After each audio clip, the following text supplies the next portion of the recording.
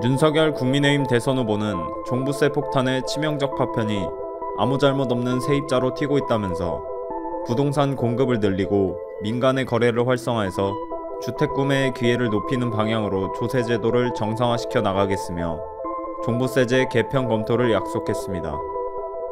윤석열 후보는 28일 페이스북에 종부세 폭탄이 결국 아무 잘못 없는 세입자와 일반 서민의 부담으로 이어지고 있다면서 충분히 예견된 일이었다고 지적했습니다. 윤 후보는 경제는 하나의 거대한 생태계라며 복잡하게 얽혀있는 그물망에 어느 한쪽을 출렁이게 하면 그 파동은 당연히 다른 한쪽으로 이어진다. 하나의 경제 현상이 다른 현상으로 연결된다고 진단했습니다. 그는 종부세는 상대적으로 넉넉한 분들에게 걷는 세금이 맞다. 그런데 문제는 세금을 걷는 데서 여파가 멈추지 않는다는 데 있다면서 종부세 문제는 단순히 부유층의 소득과 자산의 감소에서 그치지 않는다고 했습니다.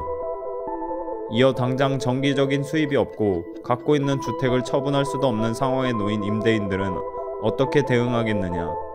전세를 반전세로 바꾸거나 월세 가격을 더 올려서 세금을 내야겠다고 생각할 수밖에 없지 않겠냐면서 고스란히 세금 부담이 아무 잘못 없는 세입자에게 넘어가는 효과가 발생한다.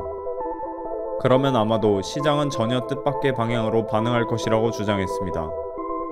윤석열 후보는 경제를 1차원적으로 보는 문재인 정부는 부동산 가격도 못 잡고 국민의 부담만 늘렸다면서 대출받아서 집을 샀는데 부동산 가격 폭등으로 집값이 11억 원이 넘어서 종부세를 내게 된 국민은 무슨 잘못이냐고 따졌습니다. 또 문재인 정부의 그 수많은 누더기 부동산 규제들이 어떤 결과를 가져왔느냐고 꼬집었습니다. 그는 98%의 국민과는 관계가 없다고 문재인 정부는 강변한다면서 이 말처럼 아마추어적인 발언이 없다. 하나는 알고 둘은 모르는 문재인 정부. 아니, 하나는 알면서 둘은 애써 외면하려는 문재인 정부의 단순한 국정 운영이 결국 민생을 벼랑으로 몰아가고 있다고 지적했습니다. 윤석열 후보는 다시 한번 종부세제 개편 검토를 약속드린다면서 궁극적으로 부동산 공급을 늘리고 민간의 거래를 활성화해서 주택 구매의 기회를 높이는 방향으로 조세 제도를 정상화시켜 나가겠다고 밝혔습니다. 윤 후보는 무능하고 무책임한 문재인 아마추어 정부 대신 윤석열 프로 정부가 국민의 주거 안정 지키겠다고 약속했습니다.